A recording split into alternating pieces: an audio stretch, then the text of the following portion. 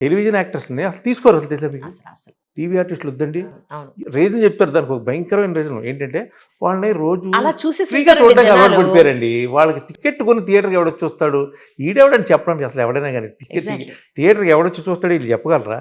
అలా ఉంటే అన్ని సినిమాలు ఆడేయాలిగా, అన్ని సినిమాలు పెద్ద పెద్ద స్టార్ సినిమాలు కూడా సూపర్ హిట్లు అయిపోవాలిగా. అవునుగా. ఎందుకు అవ్వట్లేదు? ఎక్కడో ఎందుకు అస్సలు మీరు మీరు బడ్జెట్ తోనే మనం పెద్ద సినిమాలు చిన్న సినిమాలు అని మనం అనుకుంటే అంటే సో కాల్డ్ చిన్న చిన్న బడ్జెట్స్ లో ఉన్న సినిమాలు ఎన్ని సూపర్ డూపర్ హిట్ అదే అన్నా. చెప్పండి అసలు మరి ఆ మొహాలు ఎవరికి తెలియదు. ఎవరికి తెలియదు. కొత్త ఇప్పుడు కంచరపాలెం తీసుకోండి. ఎగ్జాక్ట్లీ కంచరపాలెం అదే సినిమా చెప్తున్నా. వచ్చినప్పుడు ఆ, ఎవరు ఒక్క నోన్ ఆర్టిస్ట్ లేరు లేరు దాంట్లో. ఒక్కడు లేరు. సూపర్ డూపర్ హిట్ అయింది. అవును అలాగే రాజు బెట్స్ రాంబాయ్ ఎవరో ఒకరిద్దరు క్యారెక్టర్ ఆర్టిస్టులుగా అంతే, ఉన్నారు అంతే. తప్పితే అవును మిగతా హీరో కొత్తోడు, హీరోయిన్ స్టార్స్ అనేవాడు ఎవరు లేరు. ఆ విలన్ కొత్త ఆయన అబ్సల్యూట్లీ జొన్నల గడ్డ. అవును మరి అతన్ని ఆయనకి ఎంత బ్రహ్మరథం పెట్టారు. అవార్డు కూడా వచ్చింది, గదర్ అవార్డు కూడా వచ్చింది. అవును అవును అవును అదే అన్నాను, మీరెవరు డిసైడ్ చేయడానికి, ఇలా ఉంటుంది ఇలా ఉండదు అని చెప్పడానికి డిసైడ్ చేయడానికి మీరెవరు? Correct audience will be decided. Correct correct absolutely అదేంటంటే అదొక రకమైన మైండ్ సెట్ తో ఎన్నాళ్ళ నుంచో అది అలాగే అందరూ కూలిపోయింది. అంతే మైండ్ సెట్స్ అన్ని మురిగిపోయాయి.